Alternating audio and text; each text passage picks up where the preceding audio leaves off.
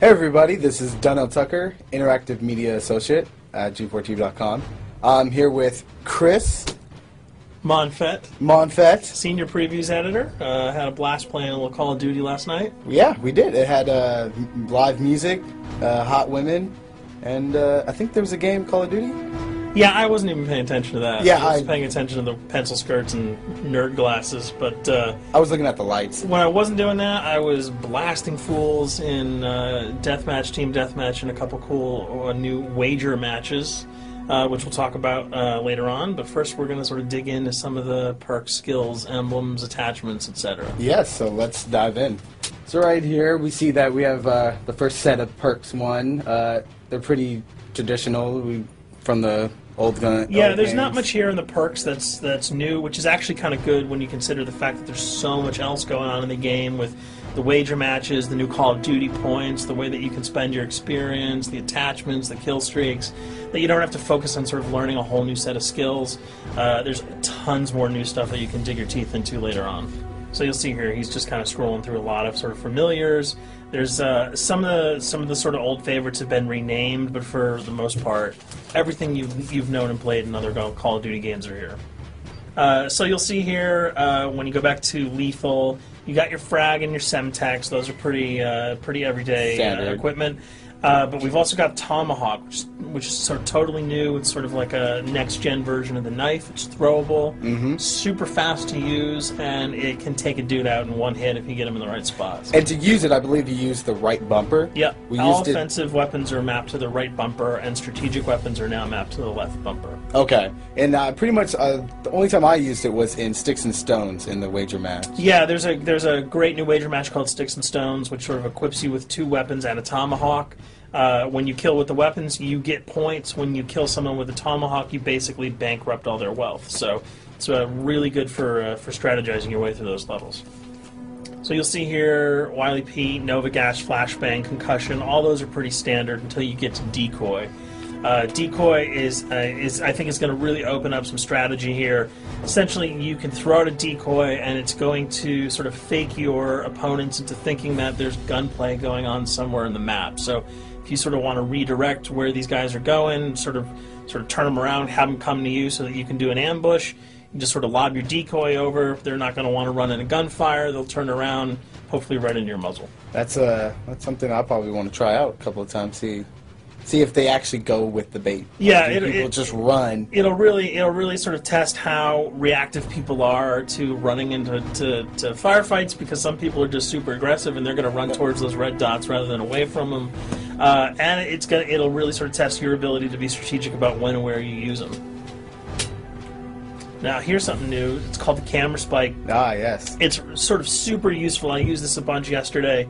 You plant it down, and it basically takes over your mini-map with a sort of picture-in-picture window of wherever you planted your camera. So if you want to know if people are running through a certain alleyway, coming around a corner, if you're hiding somewhere and you just want to cover your back, you can plant a camera right behind you.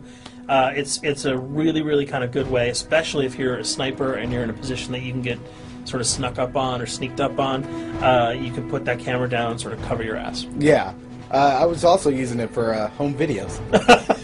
Because, I don't know, for some reason, I was just like, hey, there's me, let me say something to the camera. Call of Duty night vision action going on. Exactly. Yeah. And the C4, the tactical insertion, those are things that you'll have remembered from other games.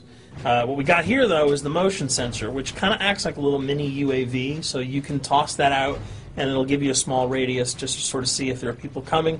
Super useful if you're hiding, say, behind a corner, beneath a windowsill, and you want to know if someone's sort of on their way so that you can just ride up and blast them. Throw that out, the red dot appears, you know you got a kill in your sights. So now we're on to kill streaks. There's some really cool new kill streaks here, this one being the RCXD.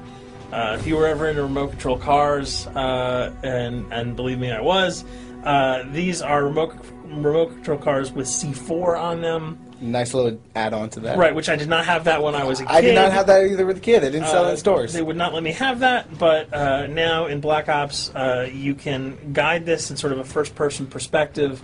It's actually super easy to use. You'd think it would kind of just be running all over the place, but you can brake, reverse, go back, go forward, and you can choose to detonate it whenever you want. So it's not like if you accidentally run into a wall, it's going to explode.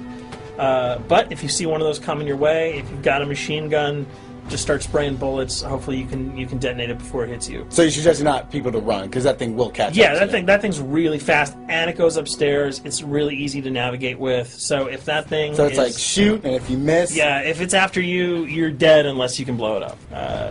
Counter spy plane, that's basically a revamped version of the UAV. That's nothing new. This, however, the SAM turret... SAM turret, which I like really much, because it destroys practically not every aircraft in there. I think Blackbird can't be destroyed. Yeah, there are some things that you can't blow up, but care packages, chopper gunners, that's going to really help out. It's it's basically for people who didn't want to run around with their rocket launcher and try to take down choppers. You can sort of plant that in a hopefully like a high position that has good angles on the sky, and hopefully it'll take out some of the things that are blowing you and your friends away. Now you'll see care package, napalm strike, sentry gun, mortar team. Those are all things you're pretty familiar with until we get down to Valkyrie rockets. These are remote-controlled rockets, a little bit kind of like the RCXD.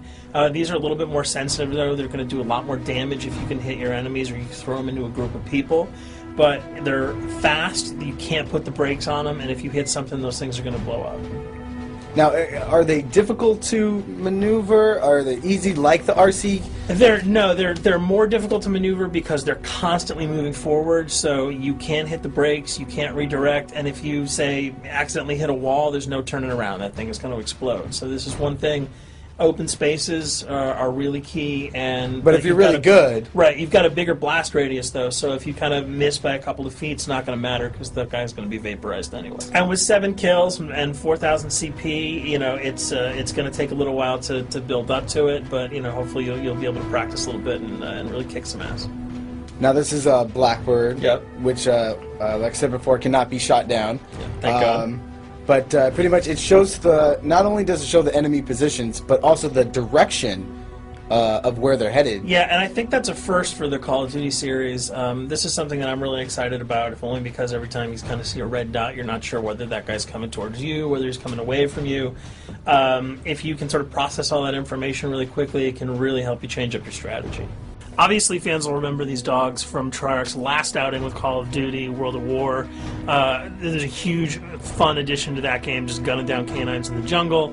Looks like you'll be able to do it again this time, only that you get to call in the pack to kill your opponents. I got no problems blowing away a rabid attack dog. Well, even if it makes the sound, like a whimpering sound, even if it makes a little whimpering feel anything sound. when you shoot that? If it was like attack puppies or attack corgis, I probably couldn't shoot them because those are too adorable.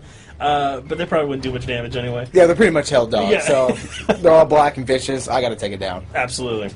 This time the chopper is completely pilotable. You'll be able to jump in, fly around, machine gun dudes on the ground. If you've seen any of the single-player demo, you'll have a sense of what it's like to jump in the chopper, at least in the single-player mode, and blow up some bridges, stuff like that. Unfortunately, the buildings in multiplayer are not destructible, so your missiles will just be tearing up people, not places, but it'll still be a lot of fun to get in there and blow some stuff up. And here we're just kind of going through the custom loadouts. This is, pretty standard. Pretty standard stuff for Call of Duty. And here we come to something that's really not standard. This is a totally new feature that if you were one of those players who just sort of found yourself really bored, kind of yawning with the same old emblems over and over again, you can create your own here. Yeah, and not all of them are already there at your disposal to create. You can purchase most of these with your COD points, but some of them are unlockable. So as you go throughout the game, you sort of get achievements or sort of mini challenges. You're going to unlock these. As you come up in levels, you're going to unlock more, and eventually you can unlock over 300, about 304 that are on this menu. And you'll see they're pretty simple. They're numbers, quick lightning bolts, people, figures. You see swords, crests, shields.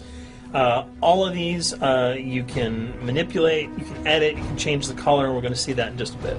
So we pick a little, I guess you can say, a person? Yeah, kind of Mad Men meets Reservoir Dogs that we're about to manipulate here.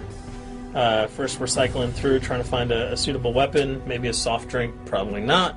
So let's go for the sword. Yeah,